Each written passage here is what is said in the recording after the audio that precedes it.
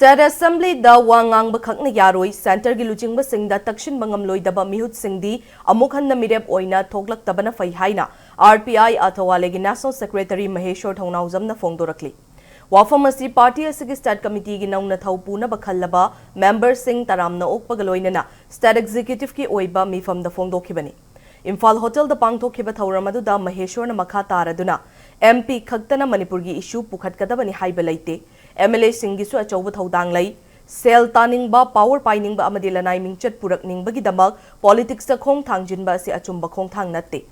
iramdam kannaba lani oige haiba gi wakhalona mang thaduna politics yauraba matamda lamdam asi kanba ngamgani haiki Census ke matang da Maheshwar na kumjali singamaga chamapan yankai mathoida base year oiba NRC chathadana mikok thi kiba tarabadi illegal immigrant singasi laibag asigi bona fide citizen on khiduna tungda chauna akaiba lakani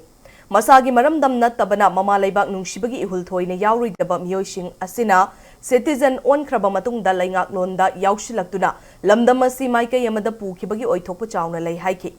Loinana Manipur gi issue asigi matangda khana nainanaba party asigi national president gi thausu puriba union minister Ramdas Athawale lakliba September amada Imphal da thunglagani hairi